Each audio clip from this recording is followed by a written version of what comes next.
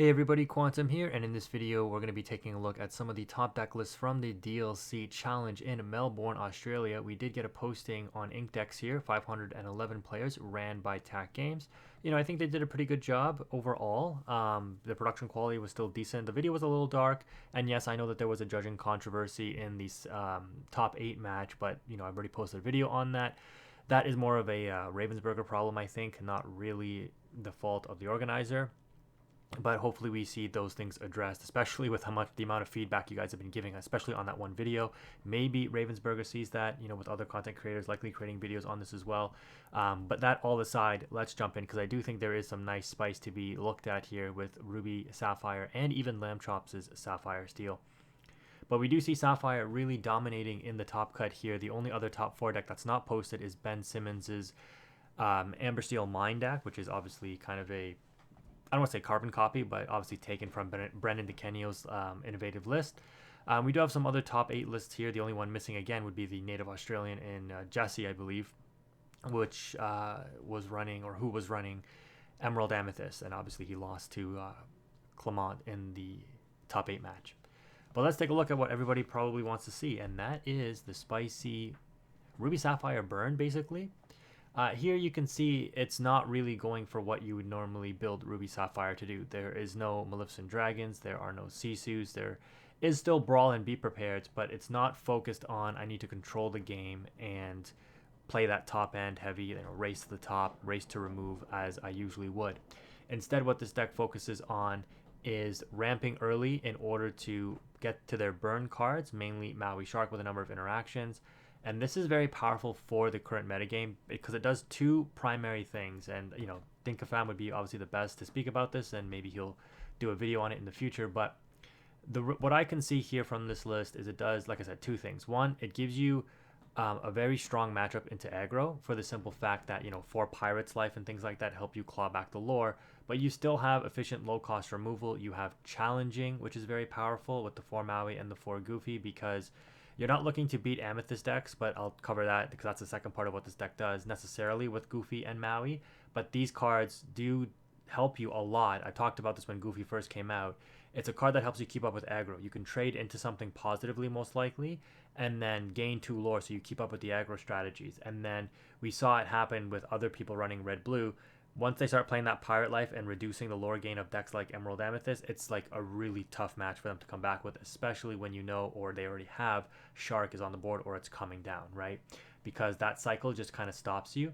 The Shark interaction, I think in future sets, if not the next set, we will see some big checks to big characters like this, because throughout this whole weekend when the Shark hit the board, it was really just, you saw it, right? Against Emerald Amethyst, against Amber Steel, the Shark comes down and those decks are just paralyzed. They're like, I can't do anything. They try to play through it, they just lose even harder. They need the removal specifically in order to deal with it, and if they don't have that, or if there's another Shark on board, it's really just GG's from there, right? Because this card just sitting on the board gaining you passive lore, because there is 16 actions, 14 songs, a total of 30 ways to gain lore off of 1 Shark, let alone if there's 2, right? And you have very efficient cost cards. And again, this is what this deck does: 1 cost, 2 cost actions, and the How Far I'll Go gets you so much value in this deck. It's absolutely insane. So that's the first thing it does, is that it's a deck that can still really hang with aggro despite not playing Sisus and things like that.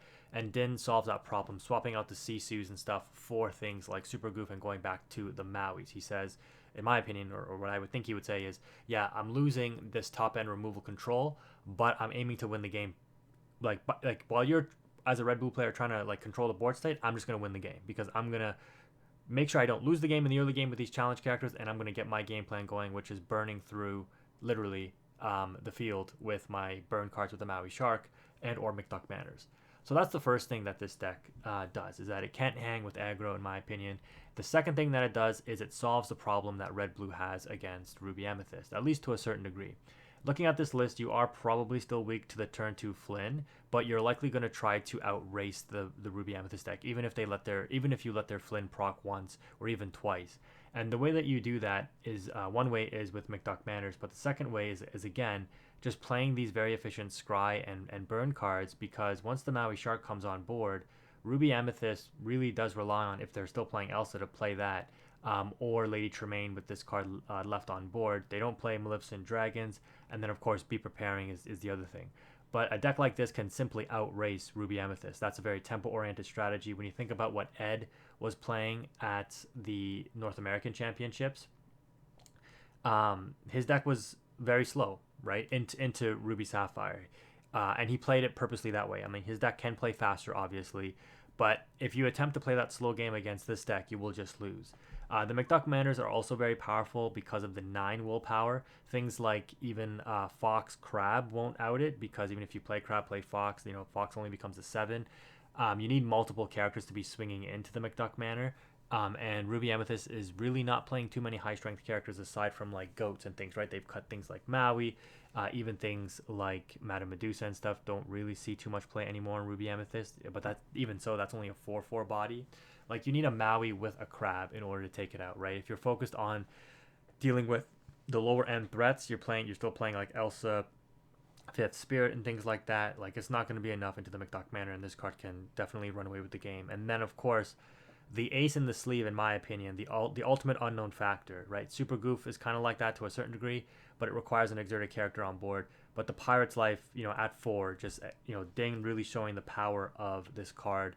Whether you have Maui Shark or not, you can double sing it with the Tipo, Grandma, Tipo, Hiram. You probably don't ever sing it with Goofy, but I mean, that's an option too, instead of questing with the Goofy. But I mean, you might as well just quest with, whatever you're singing it with, assuming you don't need to drain the 2 lore. But yeah, this card is just absolutely crazy. Obviously, you want to play it as efficiently as possible, so playing it with Maui Shark or Sharks on the board, and you saw that multiple times by Din. Played a Pirate's Life, gained 4 lore, and then drain 2 from the opponent, right? Or sang it, whatever. It's absolutely crazy. With 2 with 2 Maui Sharks, your things like your Develop Your Brain also gain you 2 lore. This card becomes absolutely insane, right? So does Sail, so does Visions. These scrying cards are, and Cantrip in the Sail, just absolutely exploited to the max with the Maui Shark. The How Far I'll Go is another thing that I'll say, because while these cards, they replace themselves, they're technically tempo losses, right? Because you're spending ink for the turn.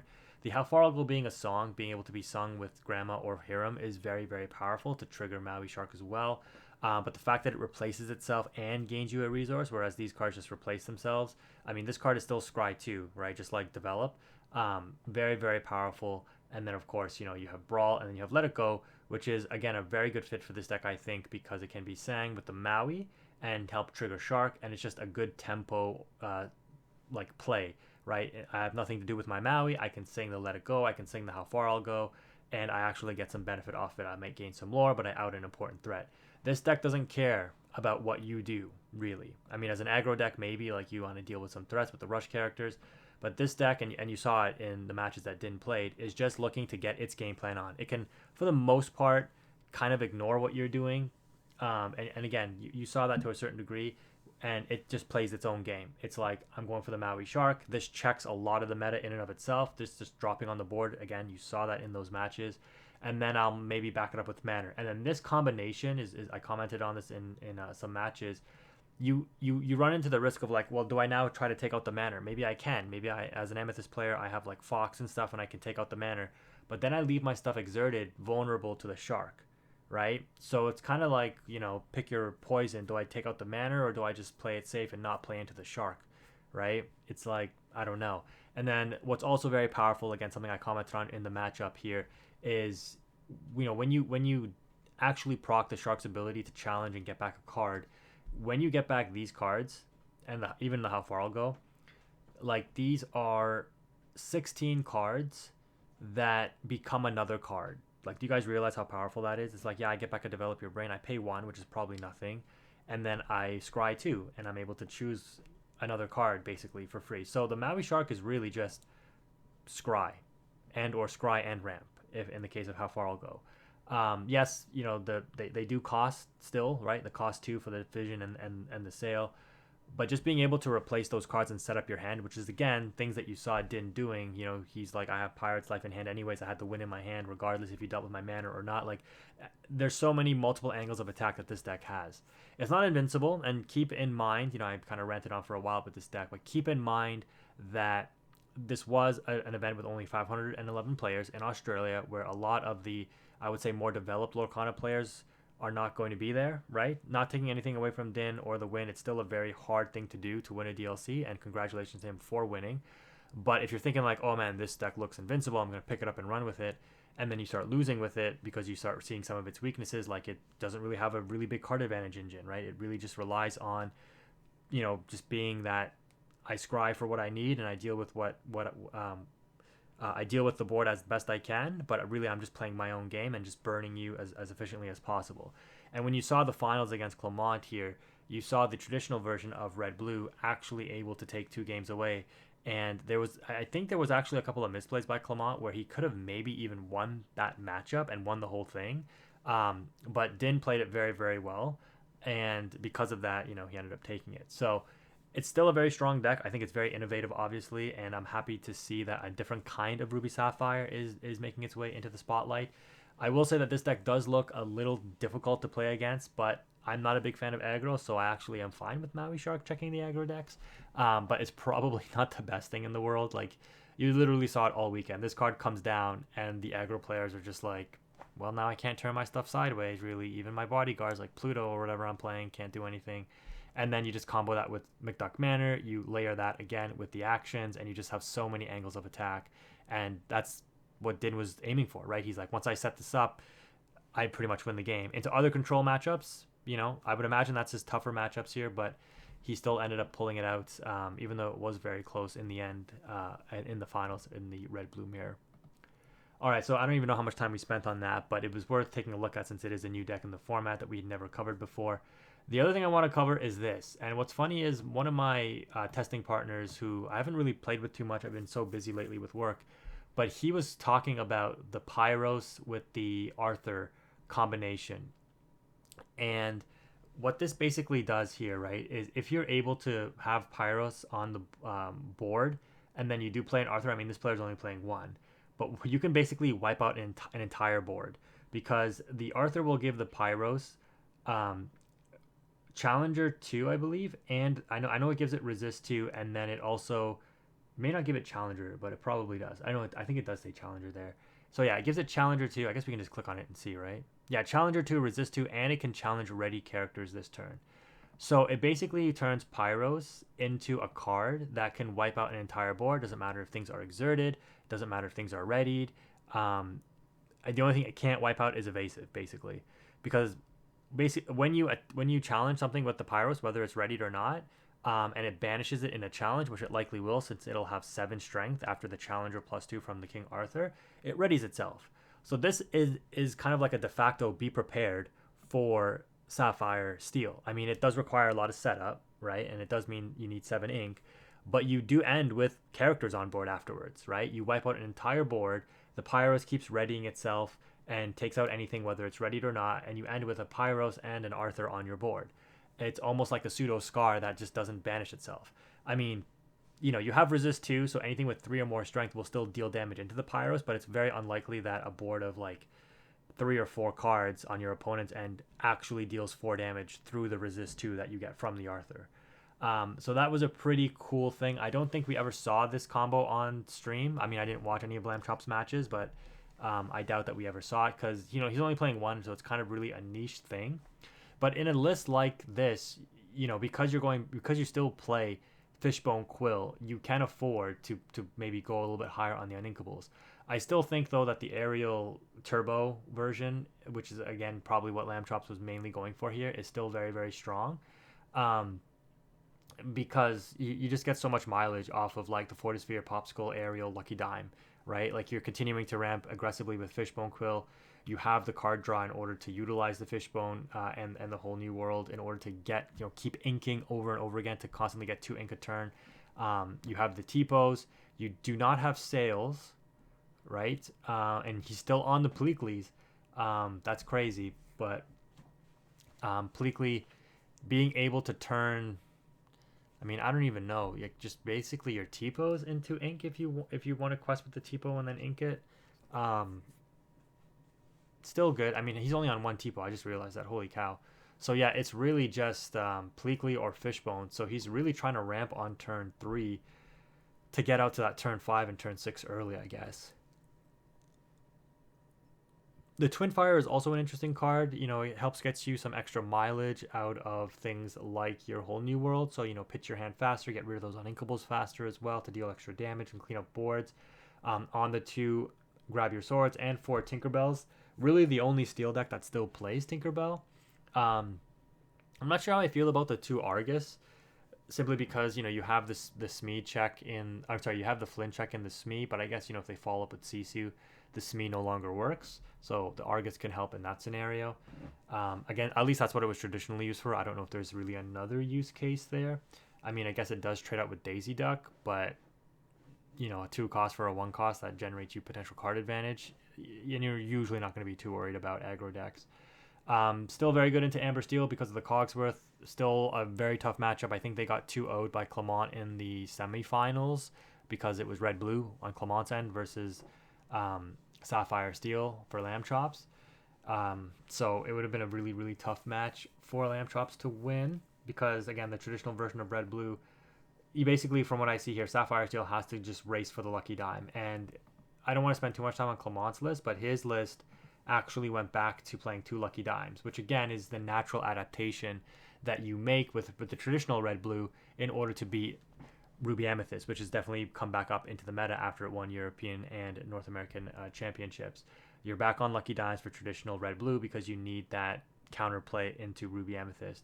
Also on 3 Pirate's Life and probably 4 Sharks here. So just a very top end heavy package. 2 Scars to clean up the aggro decks along with 4 Be Prepareds and then 4 Brawls. So no Sisu shenanigans here, just a little too clunky with the uninkables. Only on 11 uninkables overall. After Sisu shot up dramatically in price, you see it come basically being cut from these top end Ruby Sapphire lists. But again, keep in mind that this was a smaller DLC, so it probably isn't fully representative of all of the metagame choices out there. I just wanted to go back to the Sapphire Steel list. 14 uninkables, actually not bad. I thought it was way more than that. The issue that I've always had with Sapphire Steel over, you know, when you play this deck in a larger sample size is that you end up bricking on these whole new worlds way too often. People have tried experimenting with 3 of them, then you just lose out on that explosive consistency power of needing to see the whole new world. Because if you don't see whole new world, I mean, you do have here, I mean, you do have these cantrips, which is nice, but like, this is the core of your engine, really. If you're building your Sapphire Steel deck with whole new world in it, it really is the core of your deck. So you can't really afford not to see it. And if you do see it and you see multiples, then it's really tough sometimes as well. So those are the top end of the DLC in Melbourne. We did have a discard in top 8. Looks like a variation of Zan's list on 2 Go-Go Tamagos. Yeah, more or less Zan's list. I mean, only 3 Deceiver, only 2 I'm Still Here, 1 Heffalumps, okay, 2 Coves here as well. Pretty straightforward list. I think Emerald Steel, though, is just like, it's either all or nothing, right, for me. It's just a really risky deck to play, I think. You have to be a real pro to play. And obviously, you know, this guy, I'm not going to try to pronounce the name here, did very well, so congratulations to them. But yeah, I mean, aside from that, a lot of red-blue. No Ruby Amethyst, not even listed here, not even in top 64 or anything like that. Which is a little sad because... Okay, there's a Ruby Amethyst all the way down here in top 64. You know, this was the check to red-blue, so what happened? Oh, they're on the 1 Madame Medusa, 4 B Preps, 3 Libraries, the 12 1-drops, so... Oh, their list looks like mine. They're teching in the Queen of Hearts. I tried this for a little bit. I'm not sure how I feel about it. I think it is okay, but overall it can be a little bit of a liability too. Only 2 Elsas and 2 Mauis, okay. Very nice though. But yeah, that pretty much rounds it out. I mean, I guess we can take a look. Well, this is top 16, so yeah, some mine decks making their way in as well. With the Rapunzel's Tower, something that Kurt Spice. This is the earliest iteration of this that I can remember playing this card at the North American Championships and making top 8. So he's going to Worlds, which is nice.